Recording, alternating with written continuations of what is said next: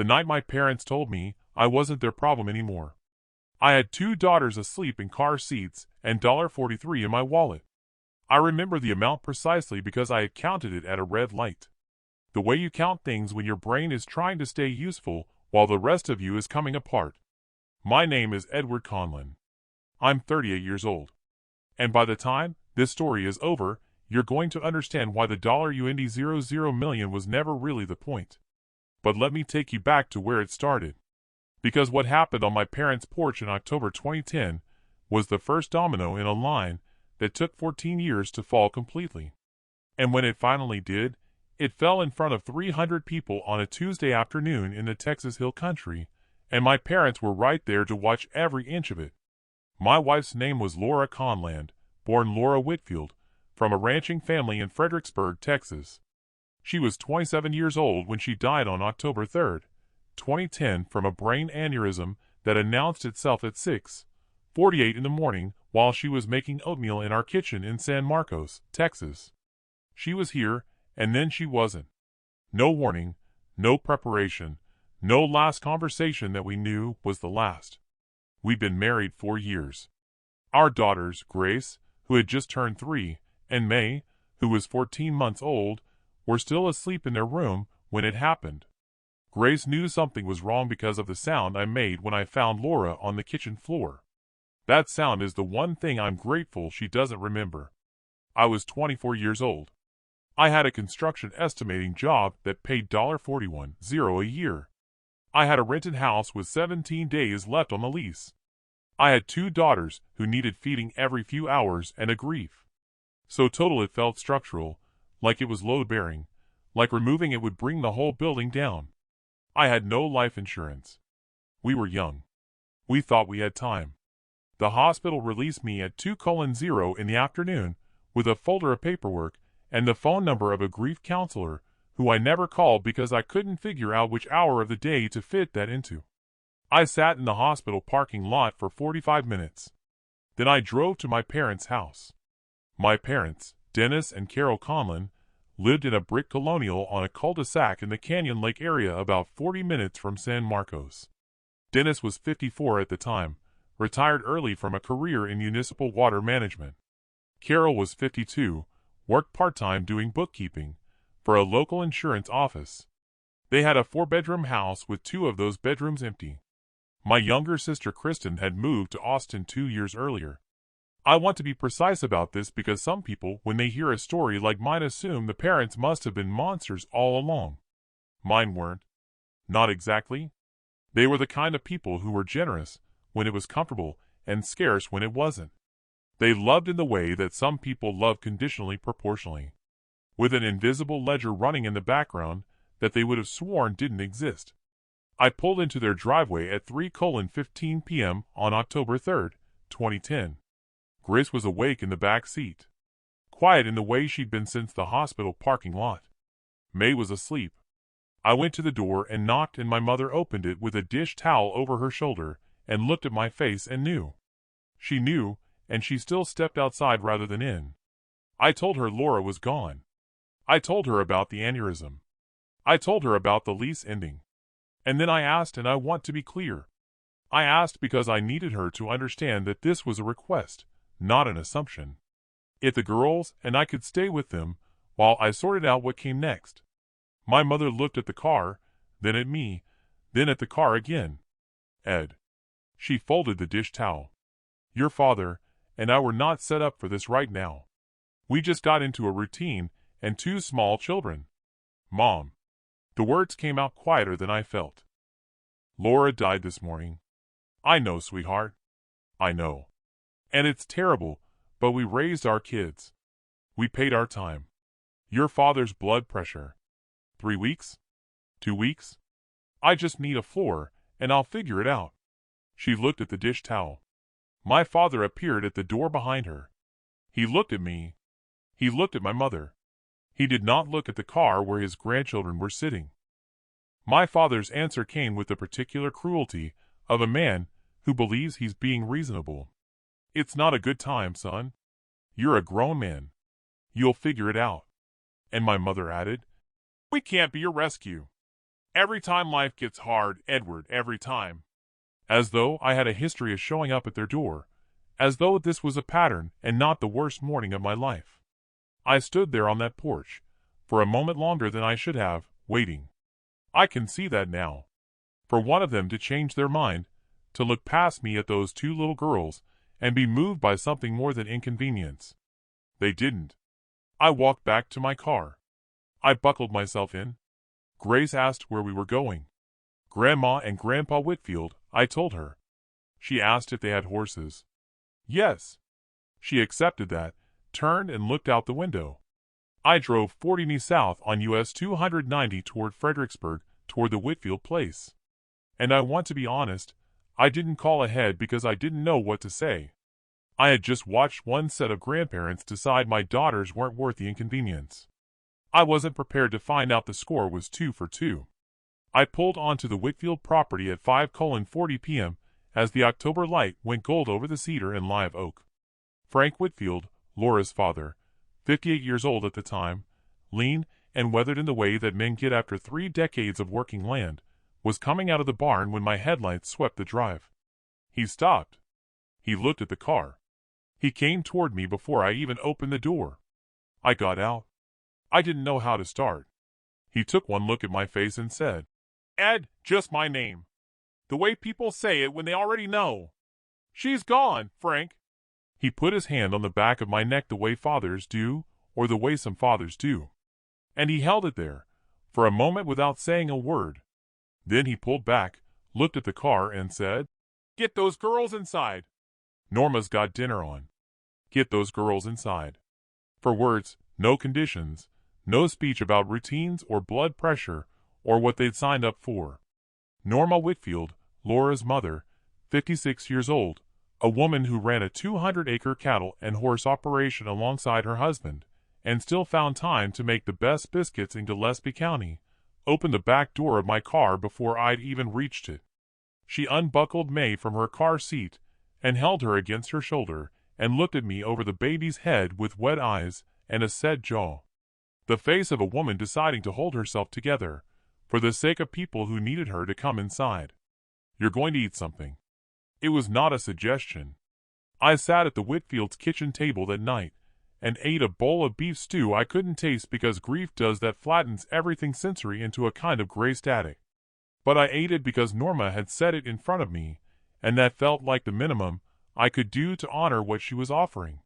Grace ate most of hers and asked if she could see the horses in the morning. Frank told her she could name one of the new colts if she wanted. Grace thought about it very seriously and said the colt's name should be Butterscotch. Frank wrote it on a notepad and told her it was official. That night, they put the girls in the room that had been Laura's growing up, pink curtains and a bookshelf full of horse figurines, and a rag rug on the hardwood that Norma had braided herself one winter.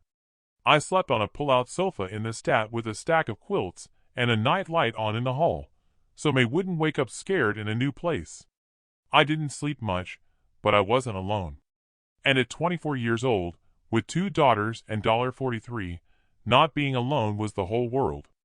I didn't know it that night, but I had just arrived at the place that would become over the next 14 years the foundation of everything. The Whitfield operation was at that time a working cattle and horse ranch.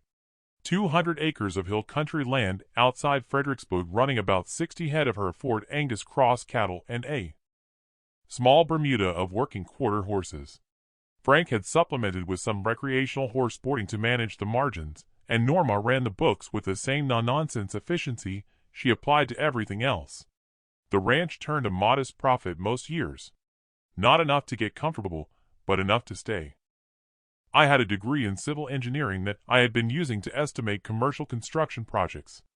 It was decent, steady work. But I had grown up in a suburban house in Canyon Lake, not on a ranch, and I knew approximately nothing about horses beyond the fact that they were large and had opinions. What I knew was numbers, structures, load, and stress, and the math of things that had to hold.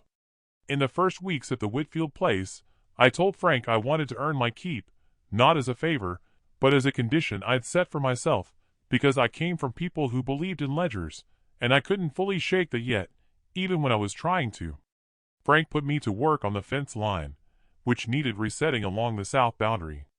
Straightforward physical labor, the kind that keeps your body busy while your mind is doing something else. Grace adapted to ranch life with a speed that still amazes me. She was 3, resilient in the way only small children can be because they live entirely in the present tense. And the present tense at the Whitfield place was horses, dogs, biscuits, and a grandmother who had more patience than I would have believed possible. May was too young to understand what had changed. To her, Norma was simply the warm arms that were always there. I want to be careful here because I know how this sounds. 2 grieving little girls take to a ranch and find a new family. It's easy to tell that as a soft story, but it wasn't soft. Every night, for the first year, I got the girls to sleep and then sat outside on the porch steps and carried a weight that I wouldn't wish on anybody. I missed Laura in the specific physical way you miss a person who was supposed to be there for every ordinary thing. The school forms, the bedtime negotiations, the dinners, not just the big moments, the Tuesday mornings. What the Whitfields gave us was not a replacement for any of that. They couldn't replace Laura, and they never tried to. What they gave us was structure when we had none and presence when we needed it. And the quiet, consistent message that we were worth showing up for. My parents called twice in the first 6 months. The first call was my mother checking in the brief, slightly guilty way of a person who knows they made a wrong choice, but hasn't quite admitted it to themselves yet. The second call was my father asking whether I'd found a new place yet. The question framed in a way that made it clear the subtext was, "When are you going to stop being a problem?" I told him I was figuring it out. He said that was good. We hung up. Over the next 3 years, my parents made occasional appearances. Holidays, Grace's birthday in year 2, a brief visit when May started walking. They were pleasant enough. They asked the right questions. They brought appropriate gifts, and every time there was a studied quality to their warmth, as though they had rehearsed being the kind of people who showed up rather than actually being them. I never said this out loud. I just noticed it the way you notice a structural crack. Not urgent, not dramatic, just evidence of something running underneath. The Whitfields noticed it, too. Norma said nothing ever about my parents. Not one word, not one eyebrow raise. That restraint was itself a form of grace. 3 years after Laura died in 2013, Frank sat me down at the kitchen table one Sunday morning after the girls had gone out to the paddock with Norma. "I want to talk to you about the land." He spread out a legal plat on the table, the 200-acre survey, the boundary lines, the soil classifications. He explained that he and Norma were getting older, that the ranch needed a plan, and that the plan he and Norma had agreed on was this. If I was willing to commit fully to take the operation over, bring my engineering background to the business side, and grow it deliberately, he would begin the process of transferring operational authority to me now with full ownership to vest over 10 years. "We're not giving it away," Frank said with the directness of a man who thinks. "Sentiment is fine, but clear terms are better. You take on the mortgage note and the operating liability, but we'll be here and the land is yours to build on." I looked at the plat for a long moment. You'd take on the mortgage and the operating liability. That was a real offer, not charity, partnership with stakes on both sides. "Why me?" I asked. Not falsely modest, genuinely asking. Frank looked at me the way he'd looked at me that first night in the driveway. "Because Laura saw something in you, and because I've watched you for 3 years, and you work hard. You're honest, and you don't run from things that are difficult." A pause. "Also, Grace named that cult butterscotch and it stuck. And I figure anyone connected to that decision has some commitment to this place." I laughed. First real laugh in longer than I could track. "Okay, let's build something." Building something turned out to be a 14-year project, which in hindsight makes complete sense because anything worth building takes longer than you think and costs more than you planned. And there is always a moment somewhere in the middle where you seriously consider whether the whole enterprise was a mistake. Mine came in 2016. By then, I had been running the Whitfield operation, which I had quietly begun calling Conlon Whitfield Ranch in the operating documents with Frank's blessing, for 3 years. I'd used my engineering background to redesign the water infrastructure, adding a rainwater harvesting system that reduced our irrigation costs significantly and improving the stock tank layout across the south pasture. I'd grown the horse boarding from 6 stalls to 18, adding a dedicated training arena on the north end of the property. The cattle herd had grown to 90 head. Revenue was up 40% over 2013 baseline. What I'd also done quietly and carefully was start breeding quarter horses for performance. Specifically, cutting and reining. The hill country has a long tradition of working horse events.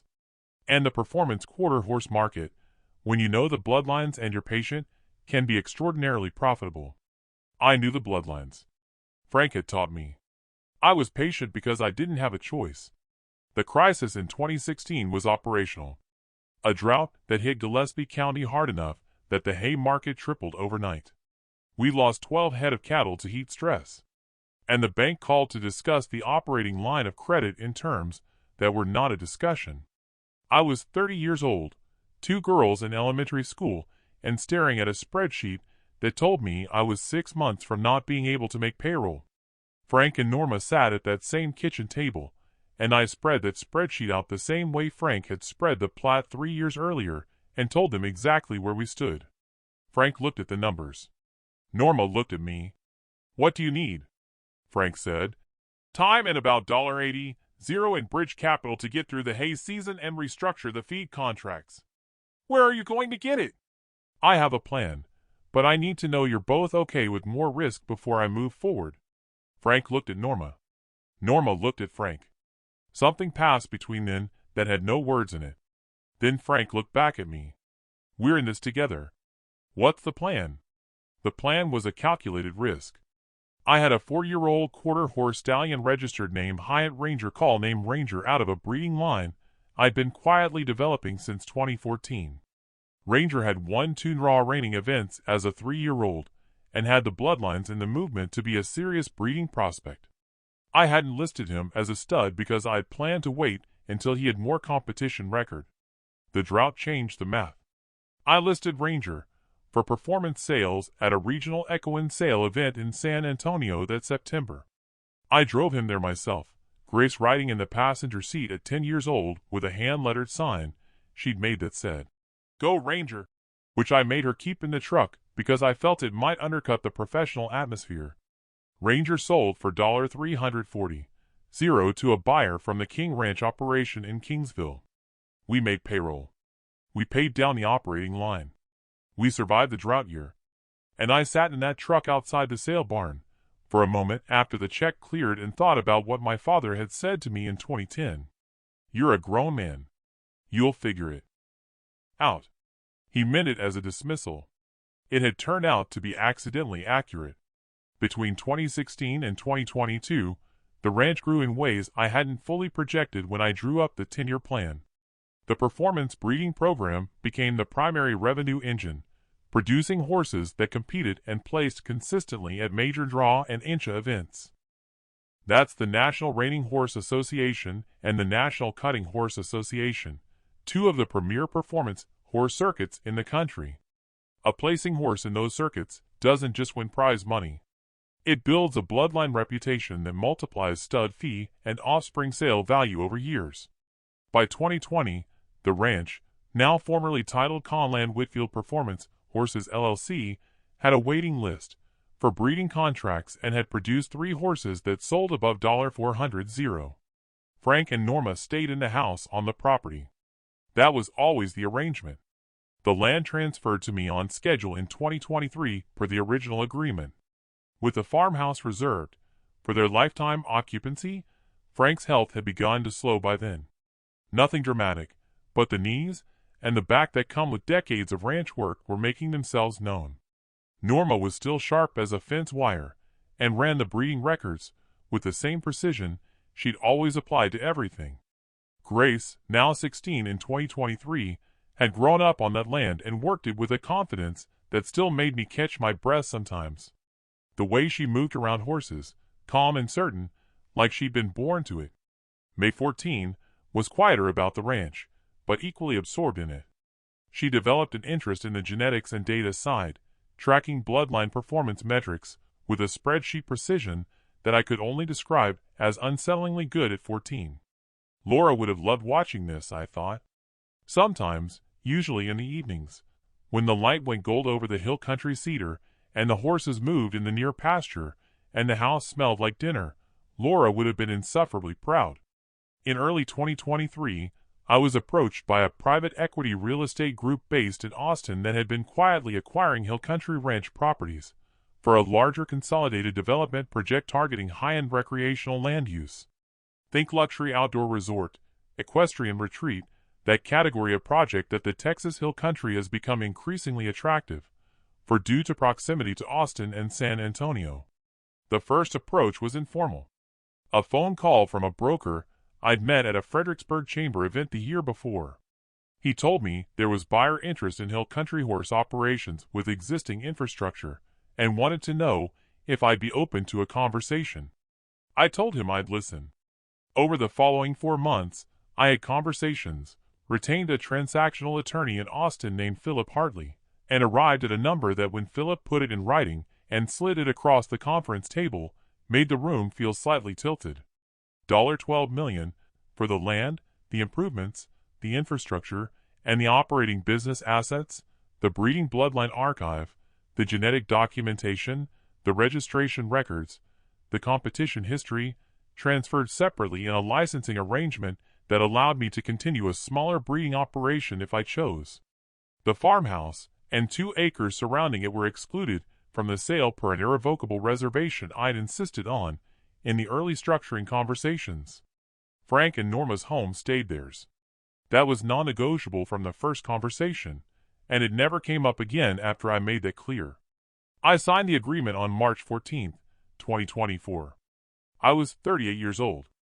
My parents found out about the sale the way most people in my extended circle did, through a local business brief in the Fredericksburg Standard Radio Post, which ran a small item on the ranch transaction in late March 2024.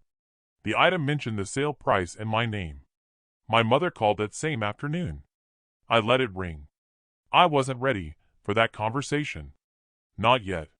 She left a voicemail. It was warmer than anything she'd left in the previous 14 years. The news, the pride, the too long gap. She and Dennis would love to come to the celebration she mentioned. If we were planning. 1. The celebration she'd heard we were planning. I stood in the kitchen and listened to that voicemail twice. Then I called Philip Hartley and asked him a legal question about trust structures. Then I called Grace into the kitchen and told her what I was thinking about doing. Grace is 16. She listened the way she always listens, still and complete, the way her mother used to. When I finished, she was quiet for a moment. Then, do Frank and Norma know? Not the full plan. Not yet. Are you going to tell them before? No, I want their reaction to be real. She thought about it. Okay. A beat, Dad. Grandma Carol's going to make a face. I know. I want to see it. Me too, kiddo. The celebration was scheduled for Saturday, April 27, 2024 on the ranch grounds. Technically, the last weekend before the buyer's formal possession date, which meant the land was still mine, and I could use it for one final event. 300 guests catered by a hill country barbecue outfit out of Johnson City, a temporary stage set up near the old training arena. Frank had wanted a tent in case of rain. I'd told him to trust April. He'd given me the look of a man who has farmed in Central Texas for 4 decades and knows better than to trust April. He was right. As it turned out, there was a brief rain shower around noon that cleared out by 2 p.m. and left everything smelling like cedar and wet limestone, which is the best smell in the world, and I will not hear otherwise. My parents arrived at 1:45 p.m. in Dennis's truck. My mother had her hair done. She was wearing a blouse I didn't recognize. My father had on his good boots. They walked in with the energy of people who had been thinking about this moment and had decided to treat it as a homecoming. My sister Kristen was there, too. She'd driven down from Austin with her husband, Tom. Kristen and I had maintained a relationship over the years that was honest, if not close. She knew broadly how things had gone in 2010. She had not been the one who turned me away, but she had also not been the one who pushed back on the people who did. At some point, you have to make peace with that category of person. Not the perpetrators, just the witnesses who decided the cost of speaking up was too high. I'd made that peace mostly. Kristen hugged me when she arrived and said she was proud of me, and I believed her. My parents found me near the stage about 30 minutes before the program started. My mother hugged me and held on longer than she usually did. My father shook my hand and said, "Son, what you built here?" His voice had something in it I didn't recognize right away. Then I placed it. It was pride. Genuine, unqualified pride. And the complicated thing, the thing I want to be honest about, was that it landed. It still landed even now, even after everything.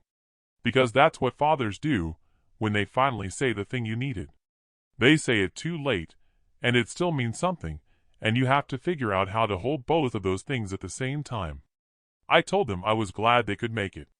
I meant it in the way you mean things that are true and also insufficient. I didn't tell them what was coming. The program started at 3 p.m. Philip Hartley stood at the podium first, ran through a brief business summary for the assembled guests. Context for the transaction. The history of the ranch, the scope of the sale.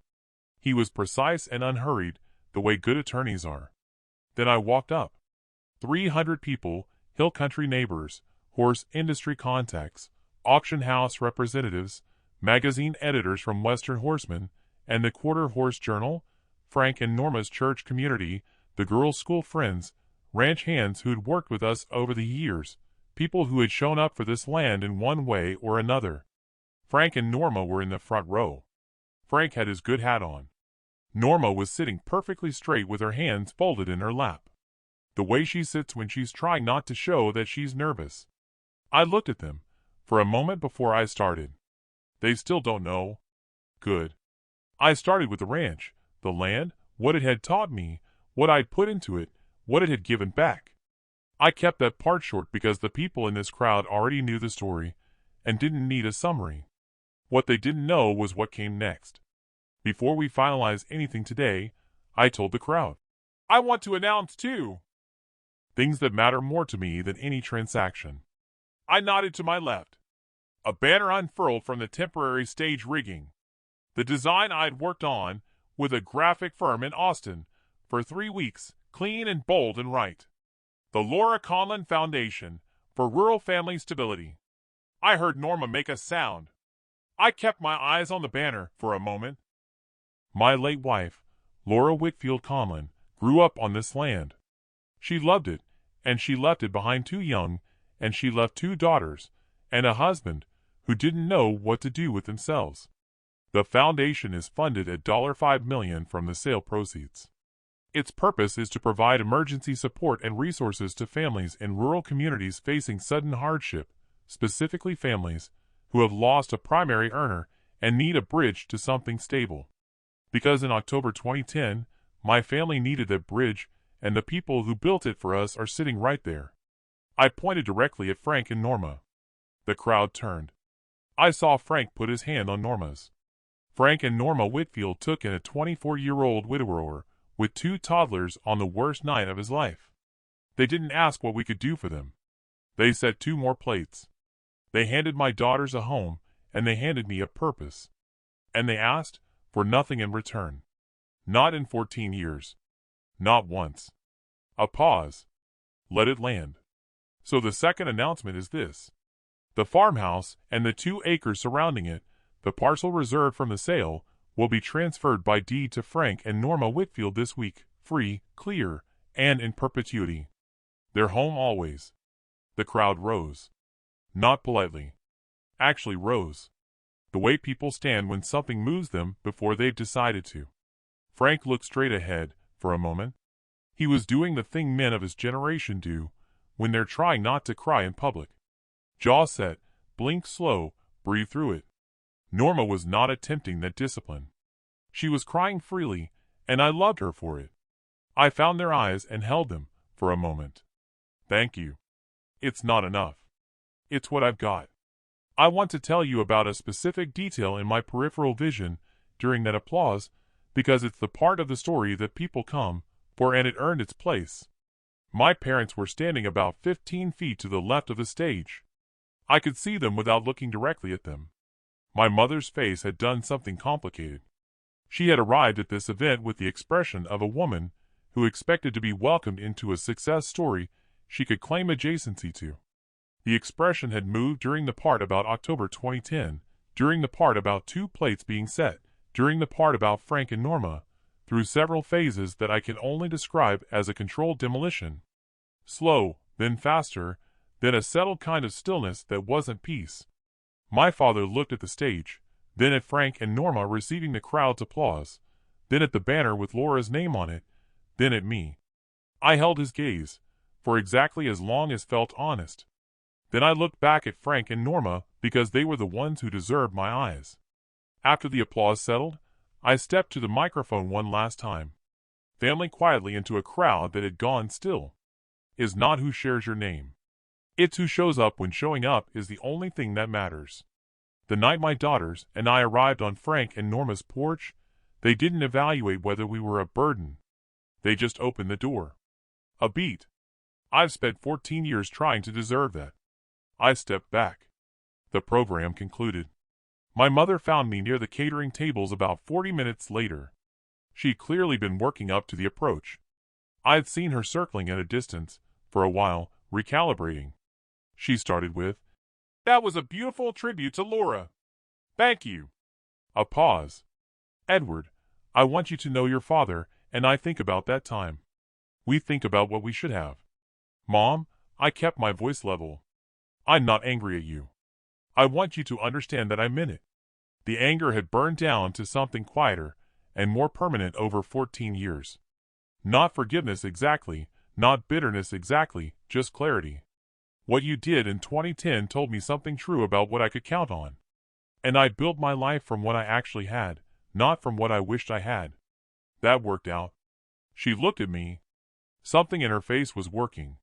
She tried once. More, quieter this time.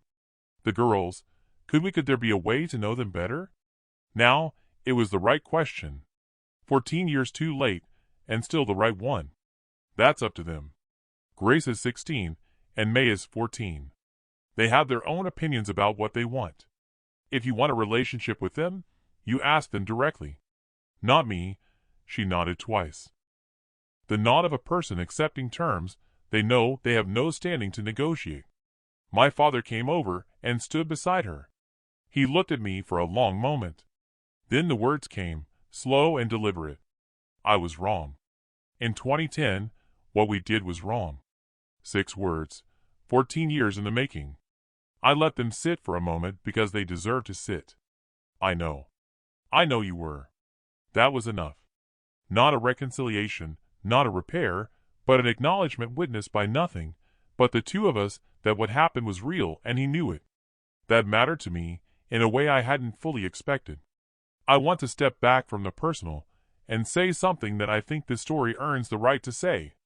There is a category of people in the world who measure their generosity against what it costs them to them. Helping someone is a transaction. I extend something.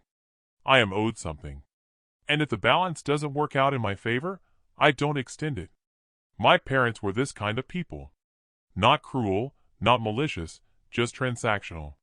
When I showed up at their door in 2010 with 2 daughters and nothing, they ran the numbers and decided I didn't pencil out. And then, there is the other category, the Frank and Norma Whitefields of the world. People who operate from a different set of premises entirely to them. A person in need is simply that a person in need. The calculation is not what do I get. It's what does this person need, and can I provide it? The debt runs in one direction. Not from the help to the helper, but from the help to the world to be paid forward when the opportunity comes. That is a different way to live. It is also, as it turns out, what actually builds a life worth living. Frank and Norma didn't take us in so that one day I would sell a ranch for $100 million and give them a house. They didn't take us in because they expected anything. They did it because 2 little girls and their wrecked father needed somewhere to go, and they had somewhere to offer. The return was never the point.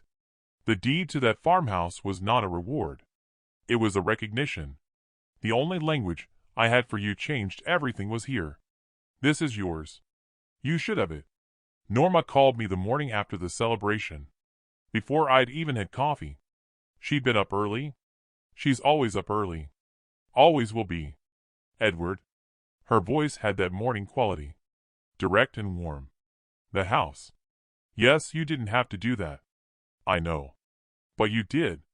Yes. A long pause. Then Laura would have liked watching you figure all this out, you know? I had to take a breath before I answered that.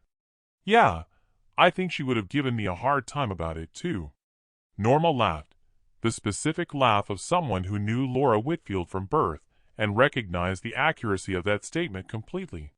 She would have, Lord, she would have. By June 2024, the sale had fully closed.